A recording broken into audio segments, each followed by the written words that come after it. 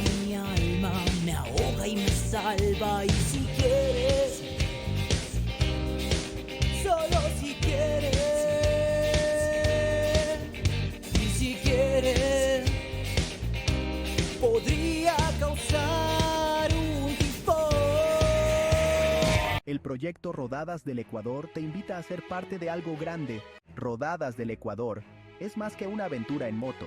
Es un proyecto transformador impulsado por Plataforma Cívica Nueva Sociedad, Builds Asesoría Empresarial, AILU Comunicaciones, Evolución Radio Comunitaria RFG y Podcast Bikers. Juntos, estamos trazando rutas que pocos han recorrido para revelar los secretos mejor guardados de Ecuador. Si tienes una moto, únete a nuestra próxima rodada y sé parte de esta mega iniciativa que está redefiniendo el turismo en Ecuador. Si quieres ser parte de las organizaciones involucradas en este proyecto, ponte en contacto con nosotros. Juntos, construimos el Ecuador de nuestros sueños. Inscríbete ahora y deja tu huella en esta gran aventura. Y lo tan antinatural, dulce corazón de terror fue culpable de mi ilusión. Has clamado por mi atención, me he rendido bajo tus hechizos.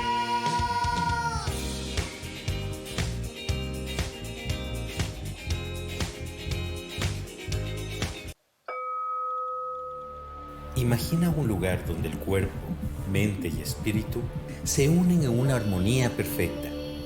Imagina un espacio donde la energía vital fluye libremente, donde no solo la meditación, el reiki y los cristales revitalizan y armonizan tu ser, revelando tu esencia verdadera. Ven y sé parte de la Feria de Terapias Holísticas Ancestrales y Complementarias del Ecuador, que recorrerán las parroquias del país con su esencia espiritual. Síguenos y únete a estas ferias itinerantes llenas de magia, energía y autosanación. Momentos místicos te esperan.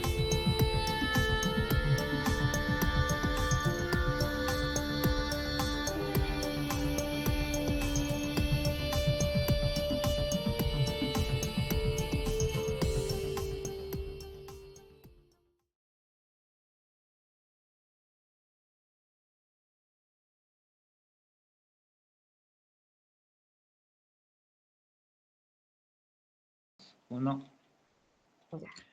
¿Cómo están? Muy buenas tardes. Bienvenidos a Diálogo Abierto. Soy Ronald Fernández y como todos los días jueves tenemos invitados especiales.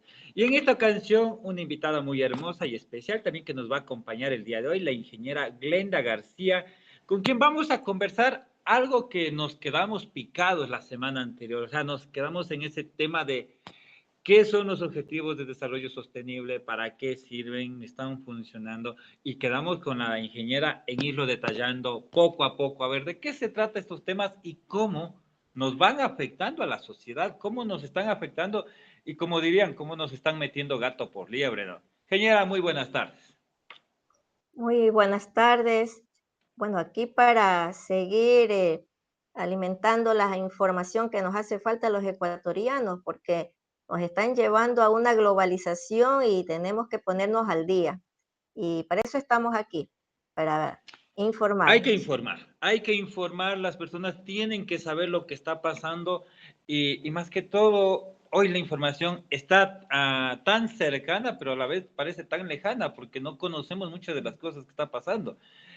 Habíamos hablado de un tema muy importante, de qué es lo que hace Naciones Unidas o esto de los ODS y por qué esto no está beneficiando como en teoría dirían, no, está generando Claro. la sostenibilidad y no lo está haciendo. Está generando otro tema y sirve a intereses de, ¿qué sería? Transnacionales, multinacionales. ¿A qué intereses sirven estos? Bueno, ante todo, esto es un plan de acción, ¿ya? En la que han elaborado con palabras muy generales lo que desean, o sea, un sueño, una utopía, ¿ya? Porque ¿quién no quiere lo mejor en cualquier parte del mundo? Pero desde las Naciones Unidas A partir del 2015 trabajaron con un proyecto muy ambicioso, ¿ya? Y porque ya había habido otro, pues no, otra agenda que habían hecho antes de eso, con 8 objetivos. Esta vez le pusieron 17.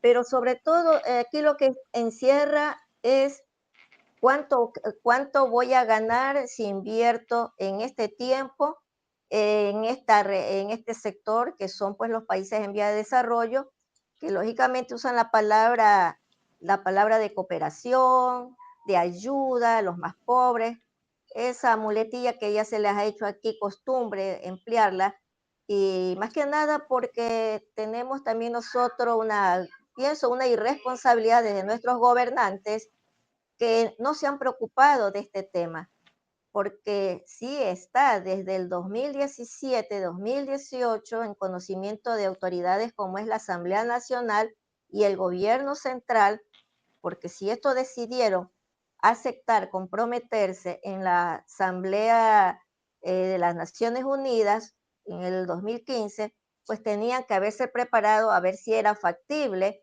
o de qué se trata.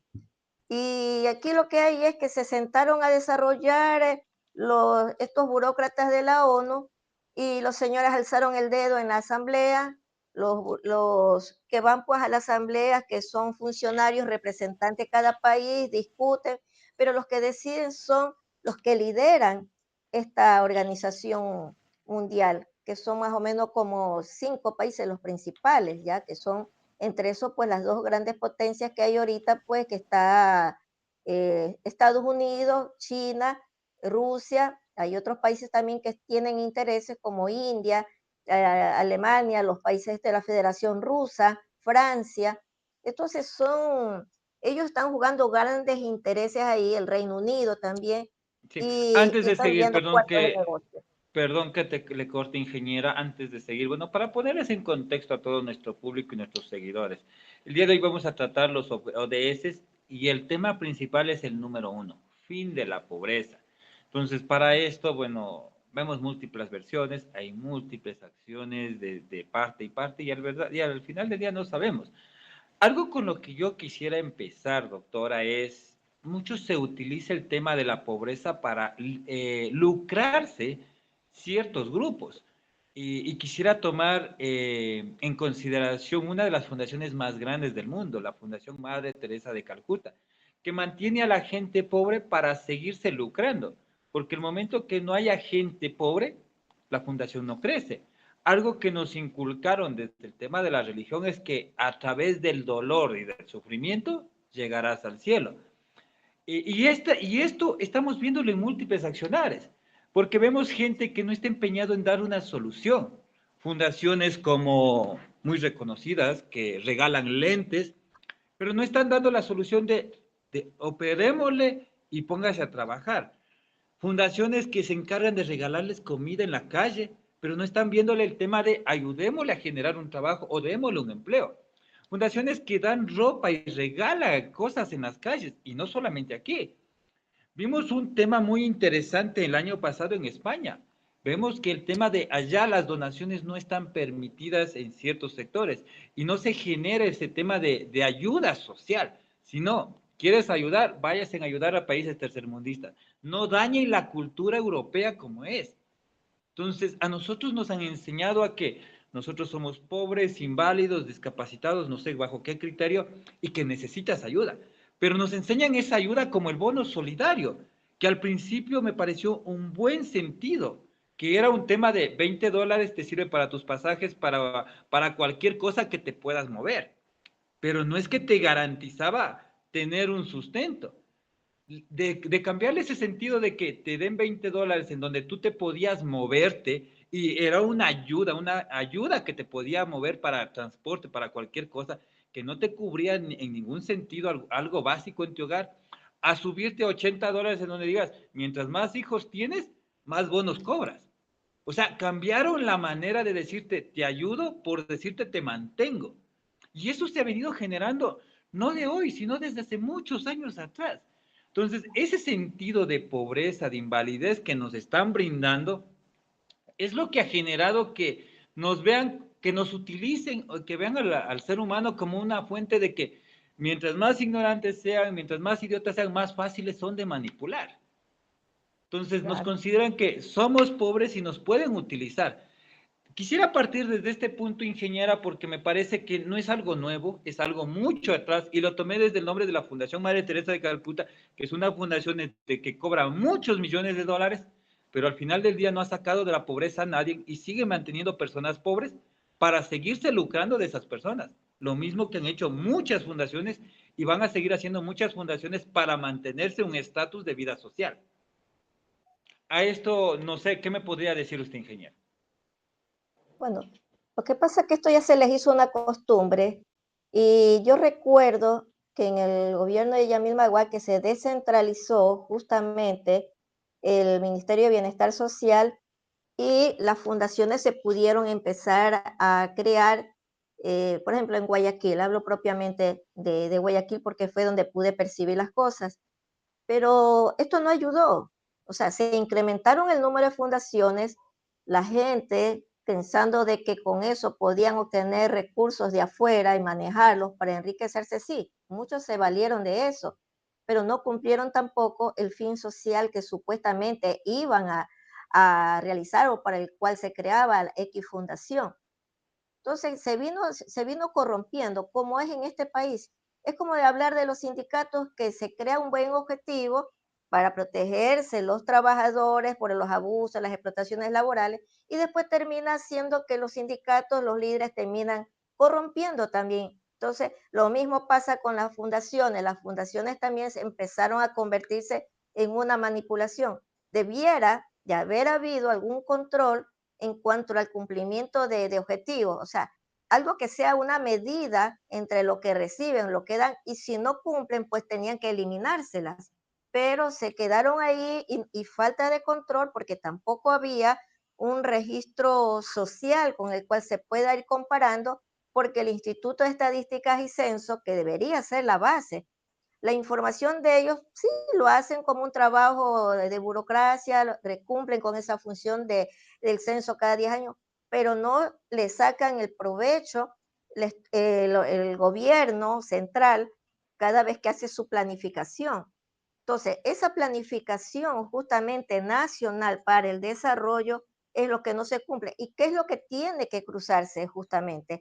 Es que el desarrollo o esa planificación tiene que cumplirse, tiene que irse verificando de que los derechos están, los principales, por decir, la alimentación, educación, salud, vivienda, digamos lo más básico, debería ver si se está cumpliendo, se está cubriendo. Pero aquí no hay cuadros comparativos, sino que todo es una mecánica. Y de Sí, eso pues se han abusado las fundaciones también.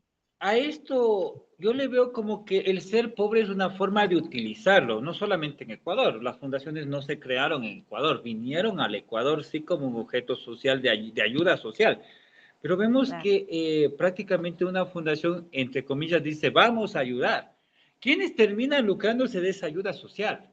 El sistema operativo, las personas que administran y organizan eso, porque a los que se les va a dar la ayuda, seguimos viendo que se siguen manteniendo pobres.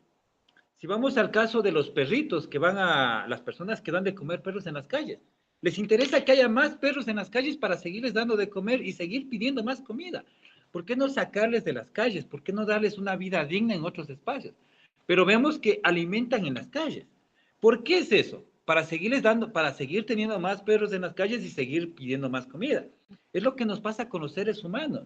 Mientras más pobres son, vamos a seguirles manteniendo, pero no les están sacando de esa pobreza, no les están ayudando a salir de esa pobreza. Y eso no solo pasa en Ecuador, es América Latina y gran parte de Medio Oriente también, países asiáticos, perdón, en donde también existe, utilizan la pobreza de ayuda social y ahí vienen grupos europeos, grupos norteamericanos, grupos asiáticos, en donde dicen, vamos a apoyarles a ellos. Pero ellos también, ellos se están lucrando de nuestra ignorancia. Algo que me pareció muy recalcar hace algunos años atrás, el tema de los ambientalistas, en donde salió una empresa de plásticos literal auspiciando que se deje de cortar la madera. Y eran los principales que decían que se oponían al corte de la madera porque estábamos acabando con el medio ambiente. Hoy, en la actualidad, tenemos una contaminación de plásticos y no vemos que la empresa esté diciendo, no, hay que ahora quitar los plásticos. Hoy está saliendo una nueva empresa que genera plásticos biodegradables a decir, dejemos de utilizar estos plásticos que están contaminando, pero utilicen estos otros. O sea, ¿quiénes están lucrando de esa necesidad o de esta, entre comillas, pobreza que tenemos? ¿A quiénes les beneficia? Yo lo que veo aquí primeramente, o sea, partamos del concepto de lo que es la pobreza. La pobreza es aquella que un individuo está, una persona está privada de las necesidades de cubrir o satisfacer sus necesidades más básicas y Las necesidades prácticamente básicas, pierde ¿cuáles dignidad. serían? En este caso, la alimentación, la salud, la educación, o sea, lo más básico, un techo, porque Salud, tener donde educación, cobijarse, alimentación. lo más básico, los servicios básicos para poder tener una vida digna, ¿ya? Porque Cuando si no te hablamos está bajo de, los niveles de pobreza, y cae en una extrema pobreza. cuando hablamos de alimentación, esto diría hacer lo que hacen con los perros, darles de comer, pero sabrás dónde vives, sabrás dónde duermes, con tal de que te pueda cubrir tu alimento. Cuando hablamos de salud, tenemos los hospitales públicos, vengan, háganse atender, pero no me importa o no me interesa cómo vivan. Y si a través de su mal vivir, porque no es que tengan un buen vivir, digámoslo así, si tienen en su casa no hay agua, no hay pozos no hay alcantarillado y se contamina, van a seguir pidiendo la salud. O sea, cuando hablamos de cubrir una área, ¿no sería mejor sacarles de esa área y generarles otros espacios?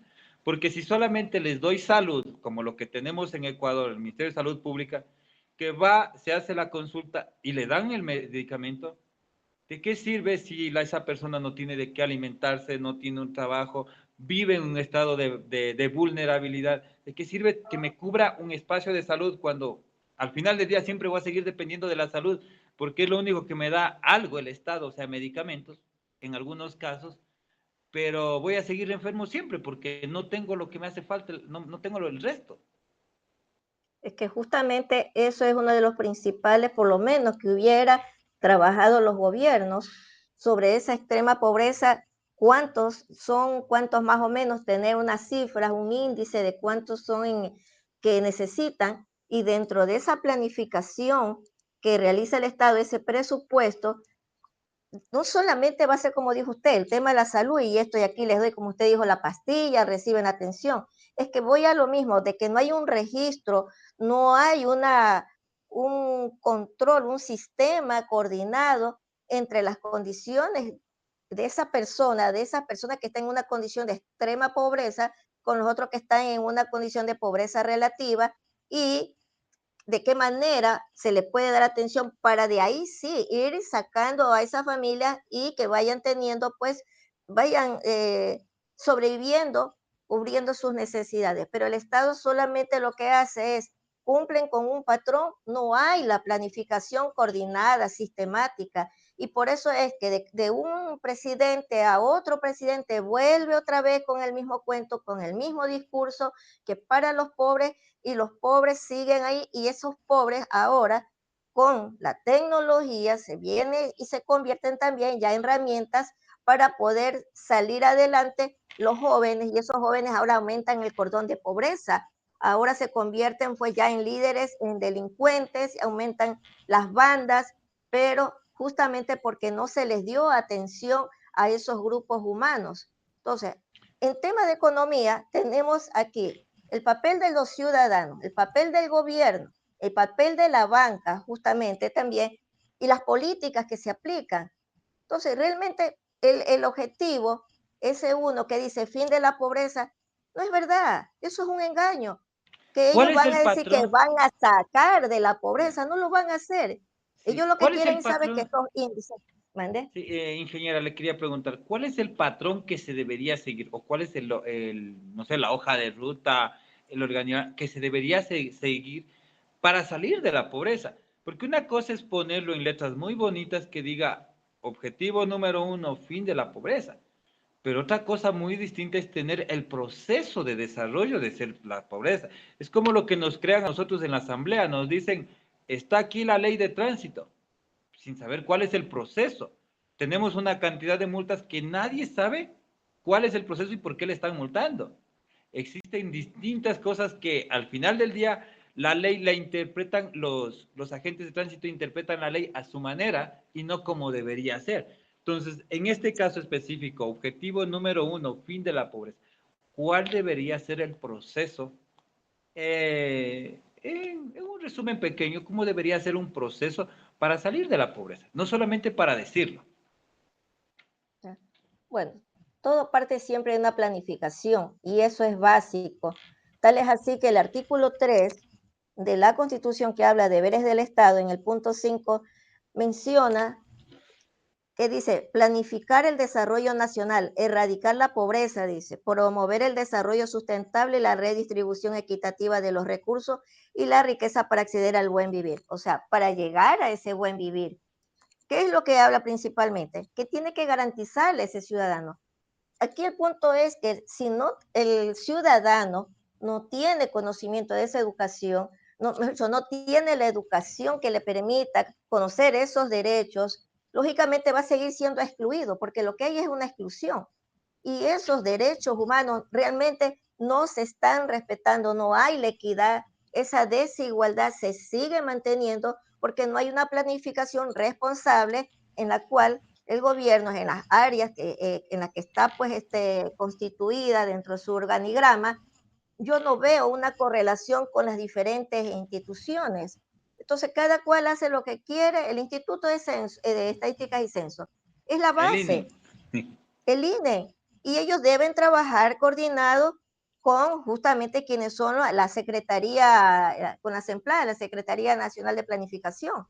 Y de ahí tiene que partir. Pero eso sí la consideran cuando se trata de hablar de la Agenda 2030, cuando van a mandar las leyes X que quieren aprobar, estas, estos proyectos de ley económico urgente.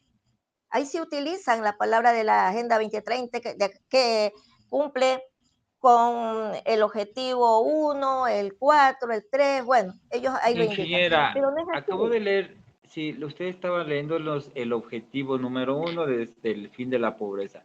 Me gustaría saber, para mi conocimiento y para el conocimiento de todos, ¿a qué tiempo está considerado esto? ¿Con qué línea de tiempo y con qué escala de evolución?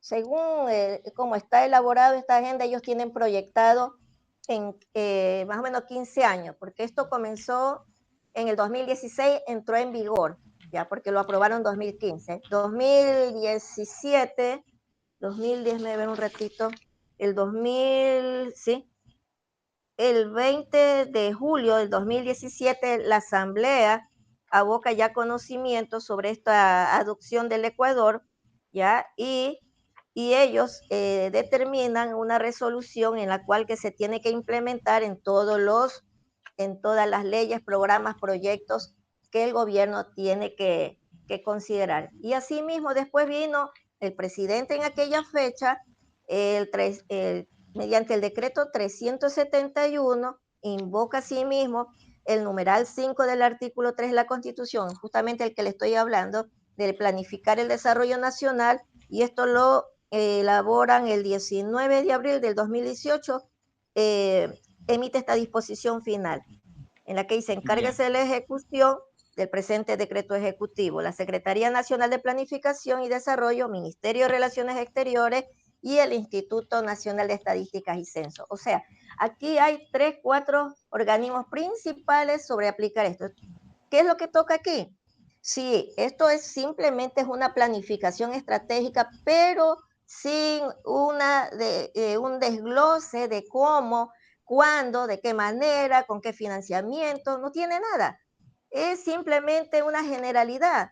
Entonces, pero, ¿qué quiere decir? Que estas metas que están establecidas dentro de este proyecto fue porque a los señores de la ONU se les ocurrió elaborar esta agenda y decirle aplíquenselos a los países en vía de desarrollo y repitiendo cada vez y cuando la información que ellos tienen, porque ellos tienen personal especializado dedicado a elaborar informes con índices pues, de referencia sobre desnutrición, pobreza, todos estos temas, y con los cuales ellos se hacen soporte para rellenar pues, este informe, pero está muy apartado de la realidad. No se puede aplicar una agenda para 193 países en una situación en la cual cada país tiene su propia realidad. Solamente Ecuador, mire, costa, sierra y oriente. Entonces, estamos Ya. hablando de que una forma de los modos de producción en la costa tiene una manera, una forma de obtener sus recursos. En la sierra tiene otro comportamiento y el oriente así mismo, y la región insular también. Entonces, ¿dónde está el estudio para haber aceptado las autoridades en aquella fecha de que ellos aceptaban esto de aquí? ¿A qué se comprometieron? Porque lo que Sí, doctora, quiere, sí, sí, déjame yo terminar lo un ratito antes que se me siga por, vaya. a Ya, ver. ya. El punto económico a lo que ellos quieren es llegar a colocar 100.000 millones de dólares, que es lo que ellos quieren colocar dentro de todos estos 193 países y generar sus intereses y hacerse más ricos, en pocas palabras. Ya, a esto quería preguntar. Bueno, nosotros cuando firmamos un contrato normalmente, como ingeniera, como cualquier persona firma un contrato, tiene un tiempo de duración por un tiempo de procesos y un costo, obviamente. Cuando firmamos este convenio con Naciones Unidas, le preguntaba cuál es la línea de tiempo, me dice a 15 años. Si no se cumplen estos 15 años, ¿cuáles son las cláusulas para los países que no han cumplido? Casualmente, ahora en septiembre, si la ONU, este señor Antonio Guterres, van a tratar en la Asamblea General de la ONU, justamente van a tratar todos estos inconvenientes que se les está presentando, como es el tema de la salud, el tratado por pandemias que no lograron ellos que los países le acepten, este señor Tedros, que es el director de la OMS. Entonces, ahora en septiembre, eso en tema de salud. En cuanto a la agenda, es justamente donde ellos necesitan cruzar esta información porque el tema del tratado por pandemia está vinculado a la agenda, es parte de esos planes con los cuales ellos tienen que ir alineando, como dicen ellos, que nadie se quede atrás, todos entran a esta línea, todos se estandarizan con las políticas de ellos para que pueda ser un único gobierno mundial. Entonces, como no se les está facilitando, en esta agenda de lo que van a tratar ahora en septiembre, ellos van a determinar, primeramente, parece que van a hacer reforma al estatuto de la ONU. Y entre esa reforma podría estar de que crear una fuerza obligatoria a las políticas que ellos ya tendrían una vinculación jurídica en dentro de este tipo de decisiones, porque esto solamente es una planificación, Sí, es esto no es que, ley. claro, es que esto es lo que me gustaría saber, porque, y quiero comprenderlo y quiero que la gente que ve esto comprenda, porque no es lo mismo decir, yo firmo un contrato, yo firmo un convenio, a que me den una orden, quién sabe quién, y me diga, haga esto. Si yo trabajo en una empresa, viene mi superior, me da una orden, a que venga una persona auspiciante de la empresa y me dé una orden. O sea, no puede funcionar de esa manera y tenemos que saber cuáles son los parámetros, porque todo tiene una norma de duración, un tiempo de duración y normas específicas de actividades. Pero no podemos decir, esto me dice que está hecho a 15 años, inició en el 2018, estamos en el 2024, son 6 años que se ha dado, quiere decir que tenemos 7 años para cumplir esta norma y nos falta más del 80 o el 90% y ni siquiera se ha empezado a implementar. Es muy difícil tomarlo en serio una propuesta cuando viene una propuesta en blanco, sin línea de tiempo y sin escalas de evolución. ¿Cómo saber que sí se está progresando? ¿Cómo saber que no se está avanzando cuando se firma un convenio con alguien que no cumple las normas? Usted firmaría un convenio con una persona que le va a decir, quiero que me construya la casa y el constructor le dice, le voy a construir en un año, y llega el año y todavía están en columnas. ¿Qué tomaría usted como accionar de eso? Es que por eso están creando las políticas públicas justamente mediante decretos. Mire, hay un decreto que justamente habla de política de seguridad integral del Estado. Y por ahí hay un párrafo que habla de, a ver, culturalidad de integralidad, cultura de integralidad. O sea, están amoldando con ciertas disposiciones la, tomar medidas mediante decretos en los reglamentos en diferentes materias, que puede ser materia laboral, que puede ser en materia de salud, que puede ser también en políticas incluso a nivel de los gobiernos seccionales, y como quien dice, ah, sí, esto es una disposición y todos tienen que ponerse igual, porque integralidad es que todo se integra. Entonces, no es clara esa disposición que creo que está en el decreto 337, está recién nomás, y el 249. Entonces, estamos distraídos con los problemas de las elecciones, estamos distraídos que la viruela del mono, que eso es otra mentira, y así nos mantienen con una cosa y otra, mientras ellos están buscando la manera de ir cerrando a los ciudadanos justamente esas libertades de decisión. ¿Por qué? Porque ellos necesitan justamente poner fin a esa pobreza, es eliminar los pobres, crear más pobreza, y la pobreza trae más desesperación, trae caos. Entonces, esa reducción va a venir con enfermedades, vacunas con efectos adversos, que está apareciendo enfermedades raras, muerte súbita, una serie de efectos adversos, pero las personas no conocen mucho de eso. Entonces, aquí el que no está informado en el camino se irá quedando. Calculo que de aquí al 2025 se viene una situación muy acelerada. Estamos en una batalla prácticamente por nuestros derechos.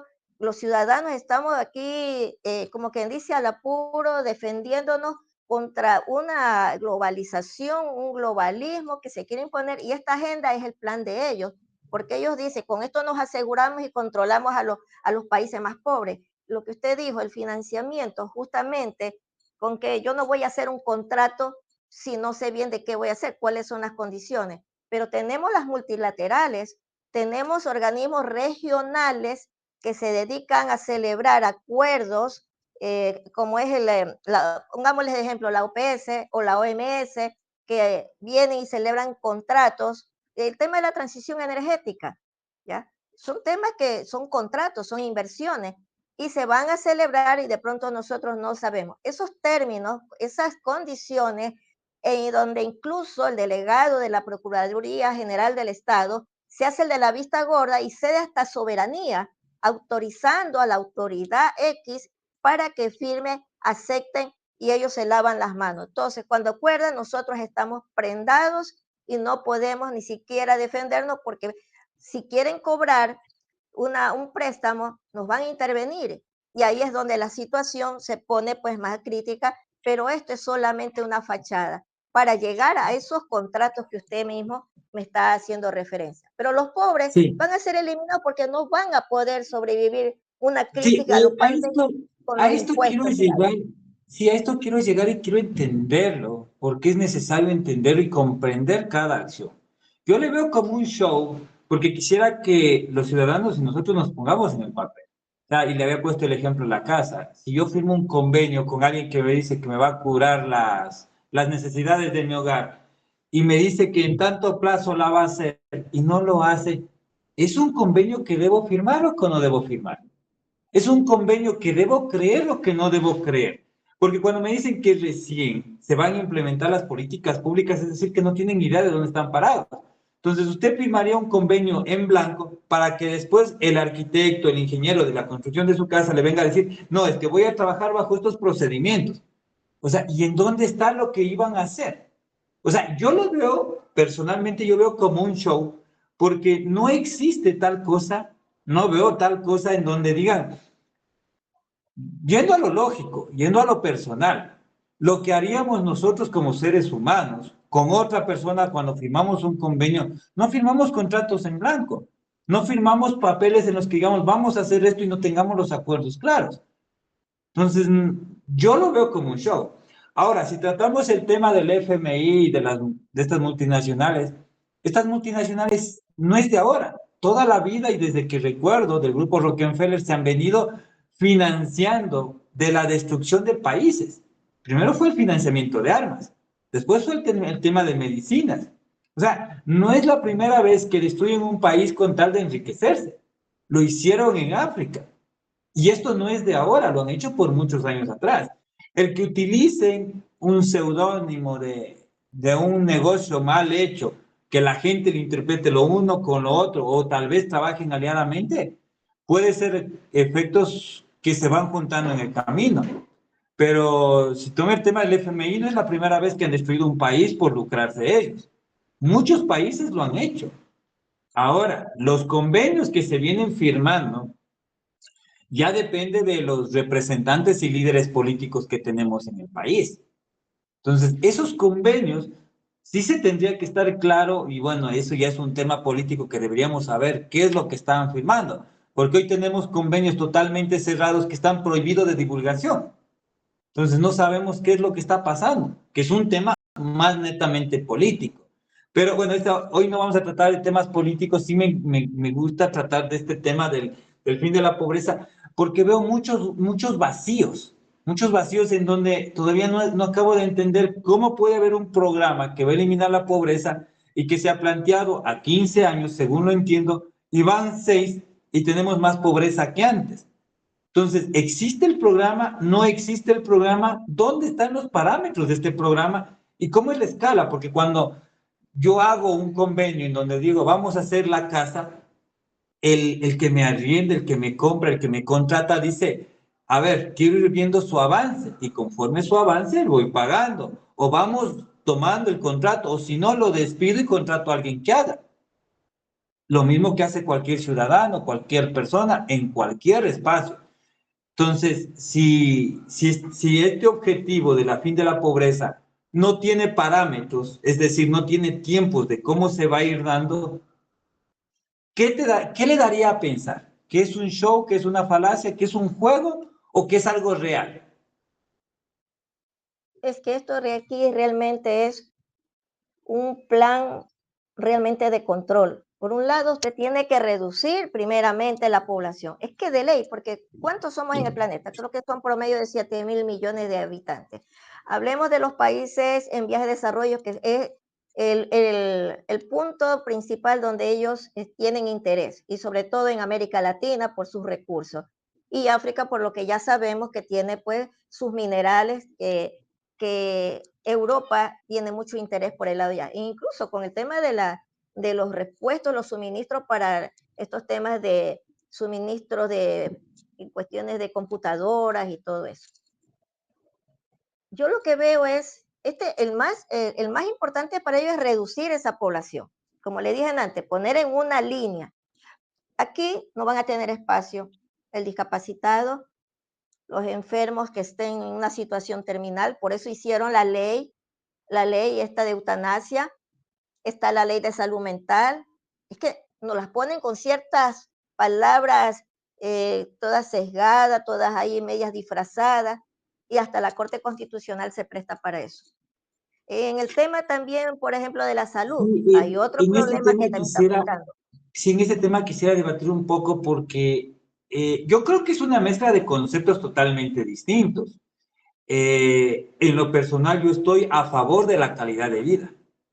Yo he representado muchos grupos de personas, de familiares que tenían familiares con cáncer.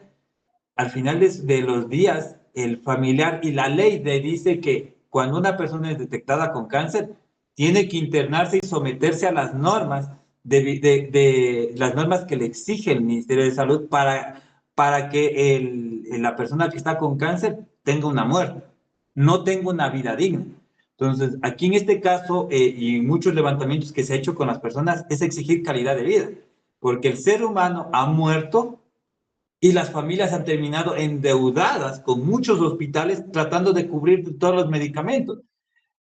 El ser humano, la persona que ha estado con cáncer, anestesiada en una cama, dolorida, sin calidad de vida, los familiares afuera sufriendo, viendo de dónde sacan, porque tienen que pagar y se les exige que tienen que pagar y cubrir los medicamentos, buscándose donde sea. ¿De qué sirve un familiar cuando está en ese estado? Hemos visto Pero, personas que han estado en sus cinco sentidos, y yo en lo personal yo he optado por eso y me he promulgado, porque si yo estoy deficientemente mal y voy a ser una carga para mi familia, ¿para qué vivir? Pero ese es un sentido personal de un grupo de personas que hemos optado por ese tema, no porque todo mundo lo quiera es hacer, que no eso porque sea una es obligación, que porque no podemos ser una eso es carga el para el punto. resto.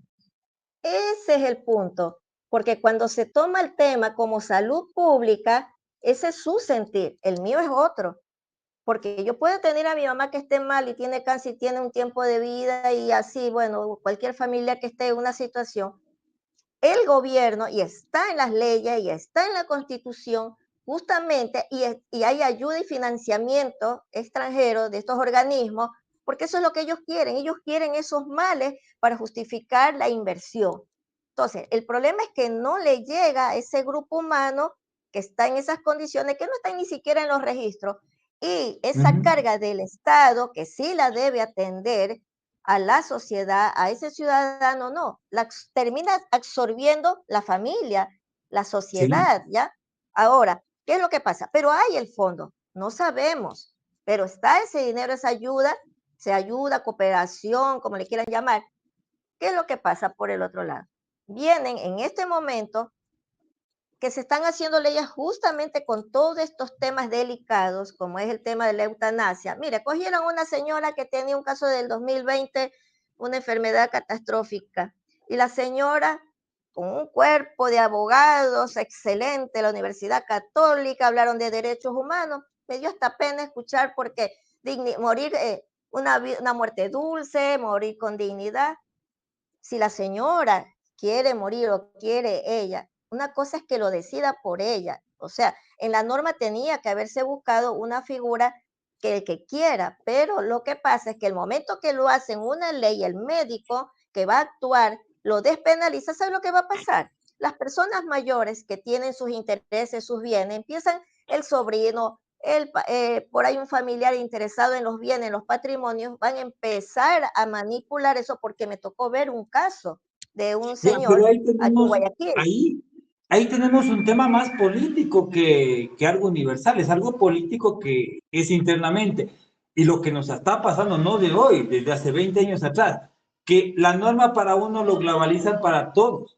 Y al momento de globalizarlo para todos, o sea, si mi persona o mi grupo de personas o el grupo de personas que se asocien quieren eso, es responsabilidad de ellos, no de todos, y no tiene que ser ley para todos, tiene que ser algo que cada uno exige como derecho, no como obligación al resto de personas. Y mire que hay personas, yo le digo porque hay personas que han estado con cáncer, les dicen ya llévelo nomás a su familiar, que esté con lo suyo. Y bueno, ya la persona va y fallece en la casa junto a sus familiares, ya eso es diferente. Pero otra cosa es lo que usted dijo, lo convierten en político. El tema esto de la ley de defensa de Pero, los animales, lo convierten en político, pero es por pero otra cosa, sí, porque pero cuando atrás de hablamos esto hay de intereses esto no es nuevo. económicos, Sí, cuando ¿ya? hablamos de esto no es nuevo, esto no lo trajo la OMS, esto ya existía, lo están viralizando y no es algo de la ONU, Naciones Unidas, esto ya existía. Si revisamos en el caso de Jaime Roldós Aguilera, ¿cuántos casos se presentaron de estos temas que globalizaron al resto? En el tema de leyes, mucho yéndonos muchos años atrás, Velasco Ibarra. O sea, no es nuevo el procedimiento, estos procedimientos ya existieron en el O que sea, una el condición la procedimiento, globalizaron para todos. Entonces, ya, pero, yo en el tema, no sé, información, desinformación, grado de absorción, porque no, esto no es nuevo, ya lo hicieron y en Ecuador se lo viene haciendo hace muchos años atrás. ¿Por qué esto compartir con la OMS o por qué decir que es parte de la OMS? porque están dentro de ciertas, a ver cómo le digo, dentro de un reglamento que es el Reglamento Sanitario Internacional, que justamente se vino tratando y estaba inmerso todos estos temas. Ahora, como usted dice, político, puede haber venido haciéndose más antes procedimientos. Como yo le dije, es la voluntad No, del que quiere, ¿ya? se hicieron leyes. Ahora, El tema de la ley de eh, tierra se generó por eso. eh, la ley, o sea, ahorita la están llevando a la Asamblea Nacional. La Corte Constitucional acogió a través de un caso que hubo ahora poco y que y resolvieron y por eso le manda a la Defensoría del Pueblo, la Defensoría del Pueblo tiene que armar el reglamento y ahí lo pasan a la Asamblea y recién lo van a aprobar. No conozco si es de qué manera pudo haber estado en la época de Roldós, no sé, pero la despenalización que le dan es porque está tipificado como homicidio el médico que desconecte y le dé a una persona le dé ¿cómo es que se llama? Algún medicamento para que termine su vida. O sea, lo que se hizo fue la despenalización, se declaró la inconstitucionalidad en el artículo 141 para que el médico pueda tener, ya no sea delito para el médico. Entonces, eso deja una puerta abierta que mañana pasado pues se van a generar una serie de situaciones que el familiar o la persona que esté en una situación de esa naturaleza, con una enfermedad catastrófica, puede ser dársele mal uso. Ese es el riesgo. O sea, no se puede abrir espacios a través de la ley justamente mediante la política y mañana pues justamente va encaminado a este tipo de cosas, a reducir población de las diferentes formas porque son herramientas. No se alcanzan a ver porque vino la televisión y sacó la imagen, pobrecito, la persona está, lógico, impacta. Y eso fue lo que hicieron. Y así como otros temas. Entonces, siempre se manipula la imagen y tocan las emociones de nosotros, pero atrás de eso hay otro objetivo de otra índole que verdaderamente ese bien que nosotros lo vemos de esa manera. Entonces, ese es el punto y esas son una de las formas justamente de reducción. Porque ¿de qué le sirve para estas élites? Un Sí, doctora, discapacitado, una enfermedad ingeniera, catastrófica, se le son fue la cargas cámara. para los estados. Sí, se le apagó la cámara. Bueno, tenemos ya fallas en internet, vemos que se nos están apagando las cámaras, ya volvió. Y como siempre, se nos va acabando el tiempo, no hemos de poder, otra vez se le está apagando la cámara. Se nos va acabando el tiempo, lamentablemente, y estos son temas muy contundentes que a veces ven las redes sociales ya no nos permiten avanzar. Lamentablemente vamos a tener que dejarlo, continuar con esto la próxima semana. No sé si ingeniera está con tiempo. Podemos continuar porque, bueno, ahorita ya se nos está cortando mi cámara, también se está apagando a cada rato. No sé qué pase, no sé, configuración, las brujas, los ateos, no sé qué está pasando. Nos está pasando a todos lo mismo. Sí me quisiera seguir tratando este tema. Ingeniera, palabras de despedida y lamentablemente ahorita sí estamos con las redes mal. Complicado. Ya. Bueno, yo lo que quiero decir es a todos los ciudadanos que puedan escuchar este mensaje, es que tienen que prepararse, hay que leer, hay que informarse porque la ciencia y la tecnología nos está llevando a un cambio drástico, los objetivos, intereses de las grandes élites están justamente jugando con nuestra ignorancia, nuestro desconocimiento, y es prácticamente que tenemos que hacer nuestra propia agenda para enfrentar eso. Este es un batallar, estamos en una guerra y esto es una guerra con inteligencia. Le agradezco mucho, ingeniera. Nos vemos la próxima semana. Esto es Diálogo Abierto. Soy Ronald Fernández y como todos los días tocamos temas interesantes. Algo que les compete a ustedes, la sociedad, quienes están inmiscuidos en todos estos temas y quienes van a ser los beneficiarios o quienes van a ser los utilizados. Muy pronto los temas políticos también los estaremos tratando aquí. Hasta la próxima semana. Muchas gracias. Gracias, ingeniera. Muy bueno el debate. Rostro lleno de una pasión que afana mi mirada, desgarra mi alma, me ahoga y me salva. Y si quieres, solo si quieres, y si quieres, podría causar un tifón. El proyecto Rodadas del Ecuador te invita a ser parte de algo grande. Rodadas del Ecuador es más que una aventura en moto. Es un proyecto transformador impulsado por Plataforma Cívica Nueva Sociedad, Builds Asesoría Empresarial, AILU Comunicaciones, Evolución Radio Comunitaria RFG y Podcast Bikers. Juntos, estamos trazando rutas que pocos han recorrido para revelar los secretos mejor guardados de Ecuador. Si tienes una moto, únete a nuestra próxima rodada y sé parte de esta mega iniciativa que está redefiniendo el turismo en Ecuador. Si quieres ser parte de las organizaciones involucradas en este proyecto, ponte en contacto con nosotros. Juntos, construimos el Ecuador de nuestros sueños. Inscríbete ahora y deja tu huella en esta gran aventura. Y lo tan antinatural, dulce corazón de terror fue culpable de mi ilusión. Has clamado por mi atención, me he rendido bajo tus hechizos.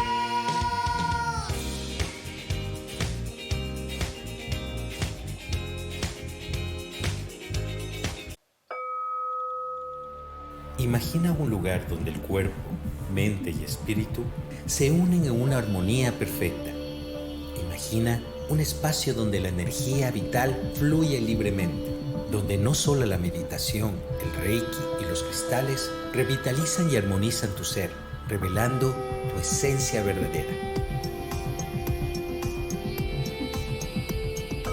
Ven y sé parte de la Feria de Terapias Holísticas Ancestrales y Complementarias del Ecuador, que recorrerán las parroquias del país con su esencia espiritual.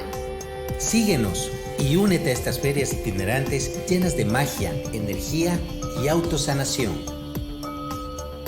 Momentos místicos te esperan.